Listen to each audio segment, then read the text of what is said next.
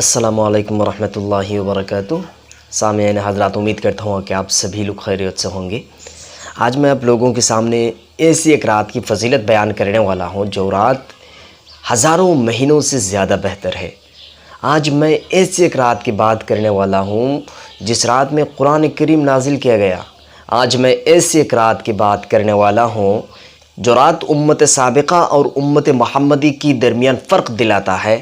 آج میں ایسی ایک رات کی بات کرنے والا ہوں جس رات کی عبادت اپنی سارے زندگی کی عبادت کی شاید برابر ہے۔ آج میں ایسی ایک رات کی بات کرنے والا ہوں جس رات کا فضیلت کے ذکر پروردگار عالم نے اپنے کلام اللہ میں کیا۔ آج میں ایسی ایک رات کی بات کرنے والا ہوں جس رات کی فضیلت حضور اکرم صلی اللہ علیہ وسلم نے اپنے زبان پاک سے خود نے کیا۔ لہذا اس رات کی فضیلت دن رات بیان کر ختم نہیں کیا جا سکتا۔ تو میرے بھائیوں، اب سوال پیدا ہوتے ہیں، یہ کون سی رات ہے؟ یہ رات شب قدر کی رات ہے۔ جی ہاں، میں شب قدر کی بات کر رہا ہوں۔ شب قدر کی رات ہے جس رات کی فضیلت بے شمار ہے۔ قرآن پاک میں اس رات کے بارے میں کہا گیا کہ لیلۃ القدر خیر من الف شہر، یعنی لیلۃ القدر جو ہے یہ خیر من الف شہر، ہزاروں مہینوں سے زیادہ بہتر ہے۔ ہزاروں مہینوں کے برابر نہیں، ہزاروں مہینوں سے زیادہ بہتر ہے۔ دیٹ مینس لیلۃ القدر کتنے مہینوں کی برابر ہے یہ خدا کو معلوم ہے۔ صرف ہم کو یہ کہا گیا الف شہر، ہزار مہینوں سے زیادہ بہتر ہے۔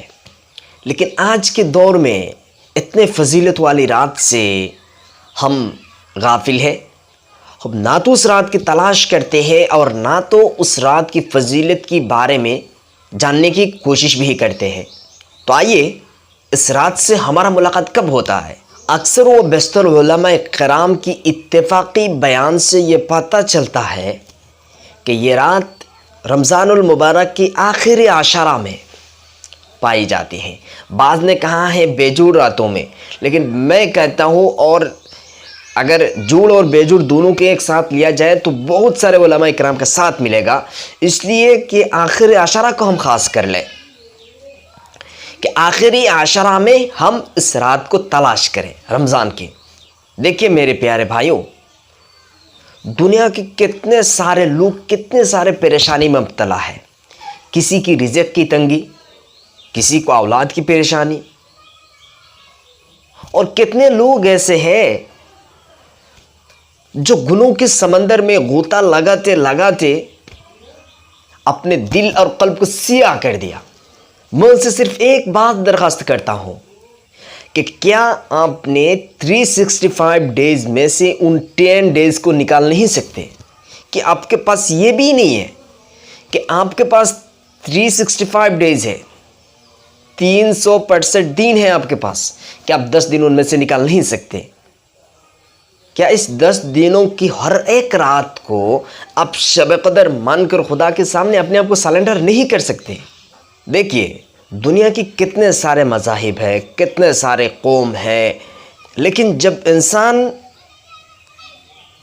اپنے کمائی سے پریشان ہو جاتا ہے، آخر کسی کے پاس جانے کا، کسی کے پاس جا کے اپنے غلطیوں کو سدھارنے کا کوئی موقع نہیں ملتے، صرف مسلمان کے۔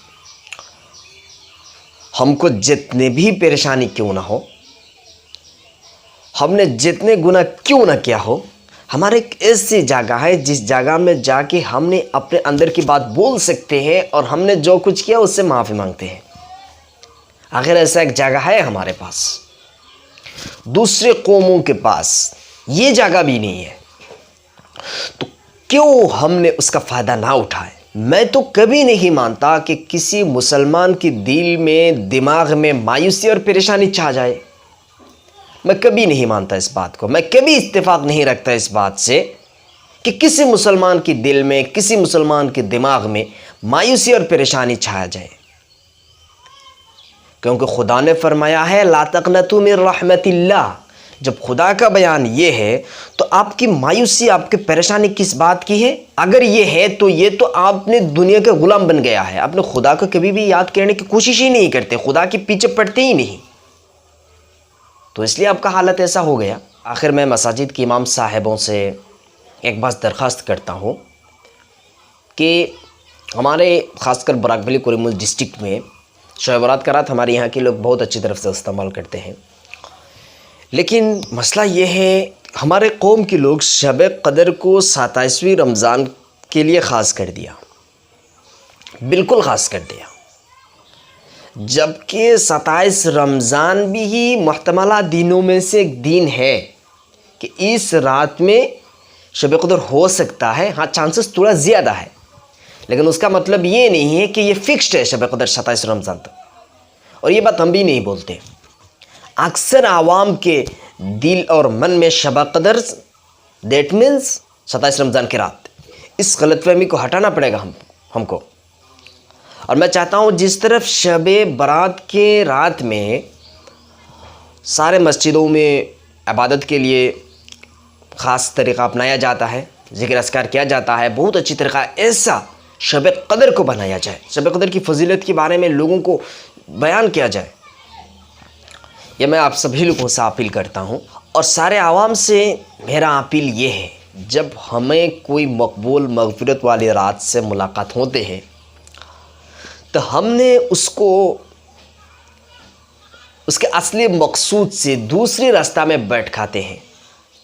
دیکھیے جیسا کہ جب شب برات آیا تو اس رات عبادت کی رات ہے، ہم نے کیا ہم نے حلوہ کھانے کھلانے میں مصروف ہو گیا، جس کا شریعت میں کوئی بنیادی نہیں ہے۔ تو ایسا ہی اگر میرے کسی بھائی یہ کہیں کہ 27 رمضان کی رات شب قدر کی رات ہے، میں تھوڑی وقت کے لیے مان لیا، تو آپ کیا کرتے ہیں اس رات میں؟ اس رات کی سحری کو کتنے ڈائٹ بنایا جاتا ہے اور کتنے بدعتی باتیں کہی جاتی ہیں اس رات میں بھی۔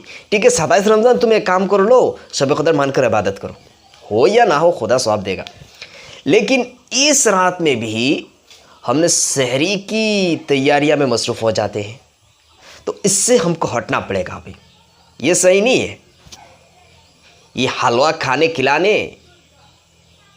یہ صرف اپنے اندر کی باتیں ہیں، شریعت میں اس کا کوئی بنیاد نہیں ہے۔